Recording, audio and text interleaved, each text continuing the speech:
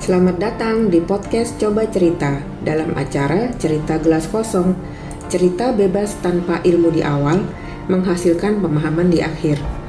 Sebuah acara yang merisikan cerita-cerita sederhana yang dapat memberikan pemahaman dengan cara mudah. Terima kasih kepada Coba Cerita Explorer, yaitu para pendengar dan pemirsa sekalian. Semoga konten-konten kami dapat bermanfaat dan memberikan pemahaman dengan cara mudah untuk Anda. Jangan lupa untuk mengikuti kami di YouTube dan ikuti juga akun media sosial kami. Klik like, subscribe, share, komen, dan tekan tanda lonceng. Coba Cerita Explorer, jangan ragu ya untuk berbagi pendapat, ide, saran, atau pertanyaan kepada kami. Kirim melalui media sosial kami atau email yang tercantum di deskripsi podcast. Salam jumpa semua para explorer. Pada episode sebelumnya, kita sudah mulai kenal dengan yang namanya emosi atau perasaan itu. Emosi dikelompokkan menjadi dua, yaitu emosi positif dan emosi negatif. Baik emosi positif atau emosi negatif akan menghasilkan tenaga atau energi yang dapat diukur dalam satuan hertz. Para explorer, kemampuan emosi kita harus dilatih ya. Bagaimana cara melatihnya? Ya, dengan peristiwa dan kejadian yang kita alami dan bagaimana mesin pikir kita memprosesnya menjadi emosi dan tenaga. Nah, cerita pada episode ini kita kenali lebih lanjut yuk mengenai emosi negatif itu. Pahami daya tenaga yang dihasilkan dari setiap emosi negatif itu. Saya ambil referensi dari buku Letting Go karya Dr. David Hawkins. Atau para explorer bisa cari tahu juga di YouTube. Banyak juga yang telah membahas mengenai macam-macam emosi negatif ini. Kita mulai dari perasaan di titik terendah dalam kategori emosi negatif atau kelemahan. Untuk emosi atau perasaan yang berada di tingkat terendah yaitu malu. Dengan emosi atau perasaan yang dihasilkan adalah perasaan tidak berharga.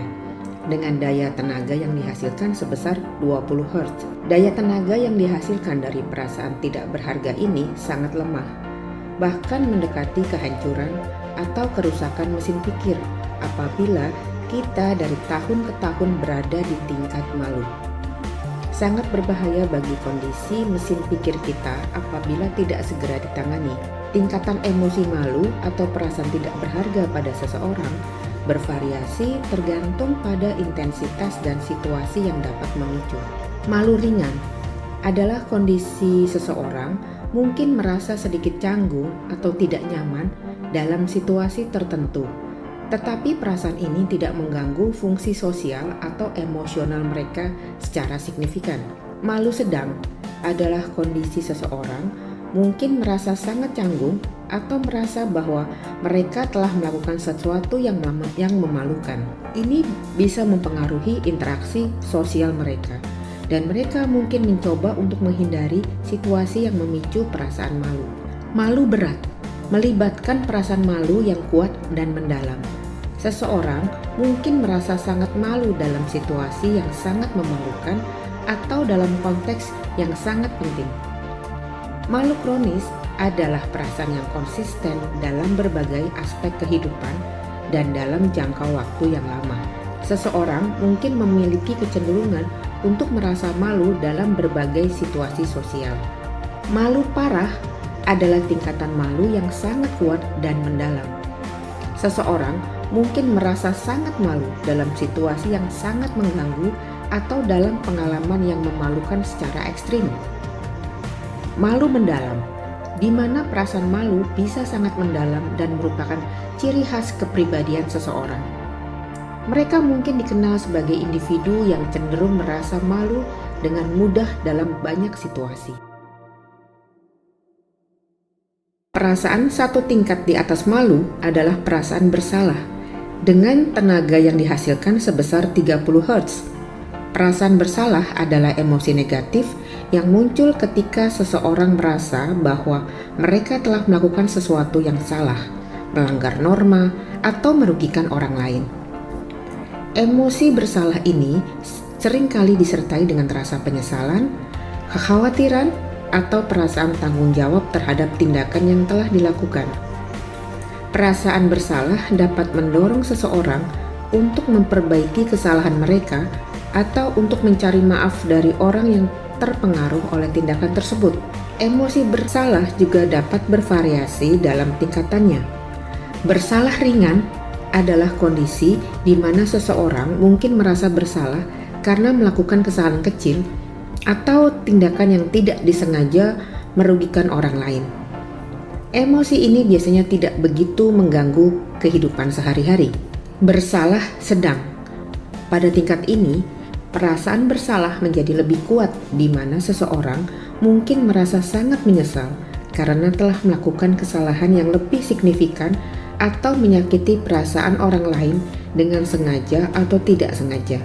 Bersalah berat, di mana melibatkan perasaan bersalah yang kuat dan mendalam pada seseorang yang mungkin merasa sangat bertanggung jawab atas tindakan atau keputusan yang telah menyebabkan kerugian besar atau melukai seseorang secara emosional. Bersalah kronis adalah kondisi di mana seseorang mungkin mengalami perasaan bersalah yang berulang kali dan berkepanjangan. Mereka bisa merasa bersalah terhadap banyak aspek hidup mereka dan merasa tidak pernah cukup baik. Bersalah parah adalah tingkat bersalah yang sangat kuat dan dapat mengganggu fungsi sosial dan emosional seseorang secara signifikan. Perasaan bersalah parah bisa berhubungan dengan masalah mental seperti depresi atau gangguan kecemasan. Bersalah mendalam melibatkan perasaan bersalah yang sangat mendalam dan menghantui, di mana seseorang mungkin merasa bahwa mereka tidak akan pernah bisa mengatasi perasaan bersalah ini dan bahwa mereka pantas untuk menderita akibat tindakan atau keputusan masa lalu.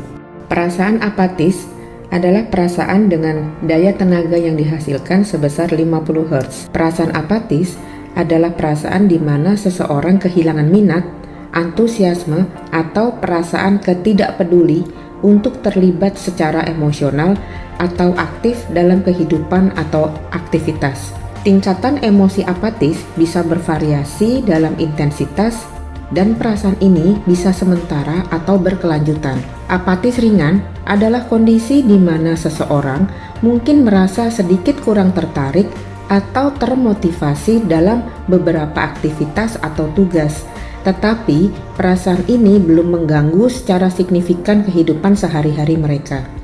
Apatis sedang, di mana pada kondisi ini apatis menjadi lebih jelas dan dapat mempengaruhi sejumlah aktivitas dan kewajiban. Seseorang mungkin merasa kurang antusias dan kurang energik dalam menjalani kehidupan mereka. Apatis berat melibatkan apatis yang kuat dan mendalam. Seseorang mungkin merasa benar-benar tidak tertarik pada banyak aspek kehidupan mereka dan merasa bahwa mereka tidak memiliki dorongan untuk melakukan banyak hal. Apatis kronis, di mana pada tingkat ini apatis menjadi kronis dan berkelanjutan. Seseorang mungkin merasa kurangnya minat atau motivasi untuk jangka waktu yang lama, yang dapat berdampak signifikan pada kehidupan sosial, pekerjaan, dan pribadi mereka. Apatis parah adalah tingkat apatis yang sangat mengganggu dan dapat menyebabkan isolasi sosial, depresi, atau masalah kesehatan mental lainnya. Seseorang mungkin merasa benar-benar tidak peduli terhadap banyak hal dalam hidup mereka. Apatis total. Pada tingkat ini, seseorang mungkin merasa benar-benar acuh tak acuh terhadap semua aspek kehidupan mereka. Mereka mungkin merasa kehilangan dorongan dan semangat sepenuhnya. Perasaan sedih adalah perasaan dengan daya tenaga yang dihasilkan sebesar 75 Hz. Perasaan sedih adalah emosi negatif yang muncul ketika seseorang merasa terluka, kecewa, atau tertekan oleh suatu peristiwa atau situasi. Perasaan sedih ini seringkali disertai dengan perasaan kehilangan, kesedihan, atau kehampaan. Perasaan sedih berkisar dari sedih ringan hingga sedih yang mendalam. Sedih ringan adalah kondisi di mana seseorang mungkin merasa sedikit sedih atau terganggu oleh sesuatu, tetapi perasaan ini tidak mengganggu secara signifikan kehidupan sehari-hari mereka. Sedih sedang adalah kondisi di mana perasaan sedih menjadi lebih kuat dan dapat mempengaruhi suasana hati dan motivasi seseorang. Mereka mungkin merasa terluka atau kecewa oleh suatu peristiwa, tetapi masih dapat menjalani aktivitas harian mereka. Sedih berat melibatkan perasaan sedih yang kuat dan mendalam, di mana seseorang mungkin merasa sangat terganggu dan kesulitan menjalani kehidupan sehari-hari karena perasaan sedih ini. Sedih kronis di mana kondisi seseorang mungkin merasa sedih secara terus-menerus dalam jangka waktu yang lama yang dapat berdampak signifikan pada kesejahteraan mereka.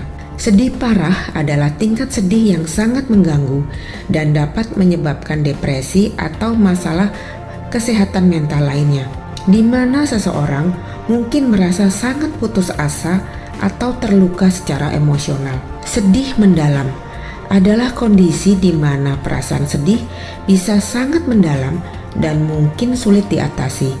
Seseorang mungkin merasa benar-benar hancur dan merasa sulit untuk melanjutkan kehidupan mereka. Para explorer, cerita pada episode ini baru membahas separuh dari jenis emosi negatif. Hati-hati ya para explorer, setiap jenis emosi mempunyai 6 tingkatan. Jaga mesin pikir, jangan sampai menghasilkan emosi negatif di kondisi berat, atau kronis, atau parah, atau yang paling berbahaya adalah tingkatan mendalam. Jika para explorer merasa selama ini mempunyai emosi negatif di kondisi tersebut, segera kunjungi psikolog agar mesin pikir kita selalu dalam kondisi sehat dan tidak terlanjur masuk ke dalam kondisi pada tingkatan tersebut. Sama halnya dengan alat atau organ tubuh kita lainnya. Apabila kondisi paru-paru kita di tingkatan kronis atau parah atau lebih, maka paru-paru tidak dapat berfungsi sebagaimana mestinya dan butuh penanganan khusus dari tenaga medis untuk mengobatinya. Merupakan pilihan dan tanggung jawab kita ya apabila kita membiarkan mesin pikir untuk melakukan proses yang menghasilkan emosi negatif. Nah, para explorer, dengan episode ini, terisi sampai mana gelas kosong kita? Simak terus ya episode-episode berikutnya. Terima kasih kembali kepada tim Coach 17. Bila ada yang ingin mengikuti tes kepribadian, tes psikologi, dan konseling, bisa langsung hubungi tim Coach 17 melalui nomor handphone dan email berikut. Sampai jumpa di cerita-cerita pada episode lainnya.